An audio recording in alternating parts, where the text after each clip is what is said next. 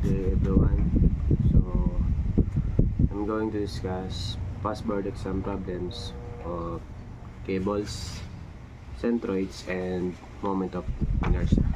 So let's start with cable. So the first problem is the cable supports a distribute load with 2,000 pounds per feet. Determine the maximum tension of the cable.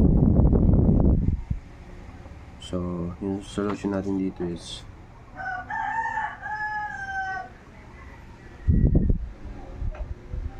yung x-axis muna. Y-axis is equal to 40 1 half ax 2 over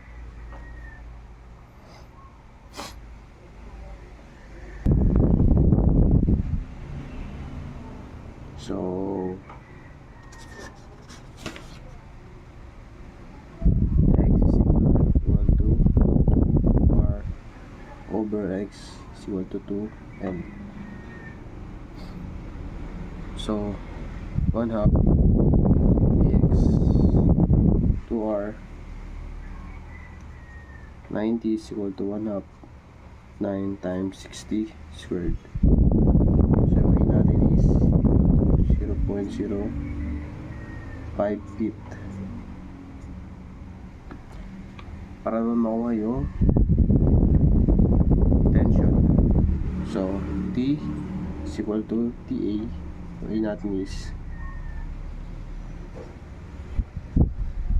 1 plus a squared x squared is equal to 240 all over ay sa Pythagorean pala 1 plus 0.05 squared times 60 squared.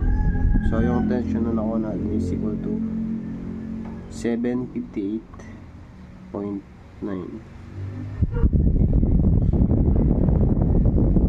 So yan yung unang problem natin. So yung next topic natin is centroids. So yung problem one is determine the coordinates of the centroids.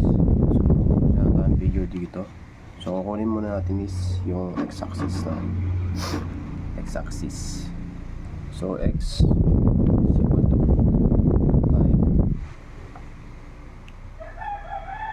5 times 10 8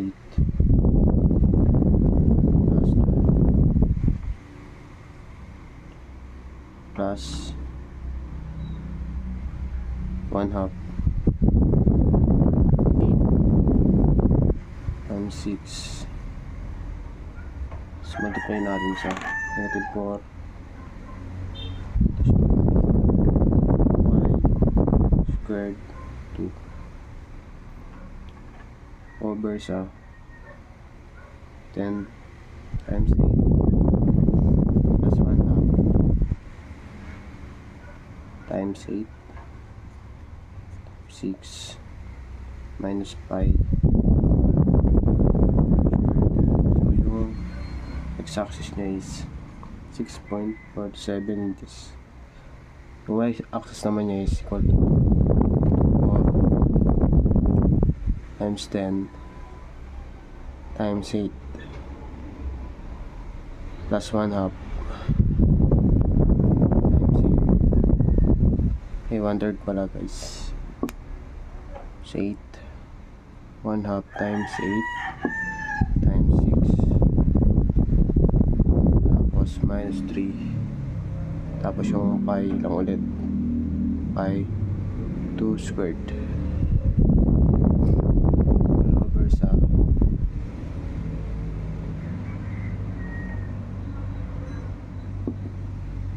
10 1 half times 8 times 6 minus pi 2 squared. So yung sagot sa y-axis naman is 3.79. So ito yung coordinates ng dalawa. 3.79 inches, tsaka yung size 3.79 sa y-axis, x-axis naman is 6.47. So yung last topic naman natin is moment of inertia.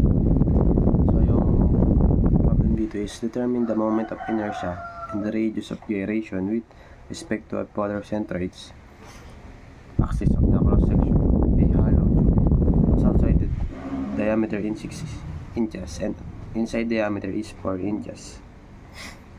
So kunin muna natin yung area.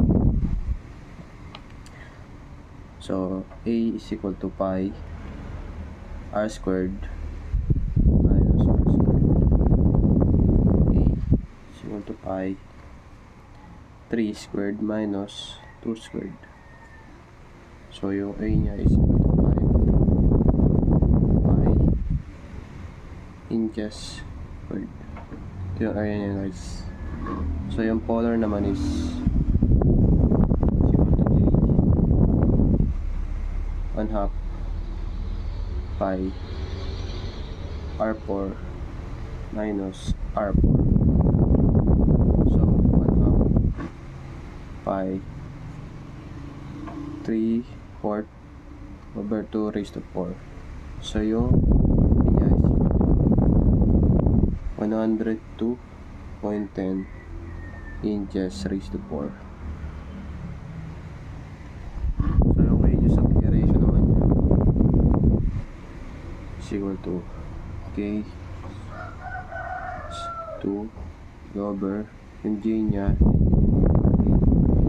So k sub 2 is equal to nakuha natin kanina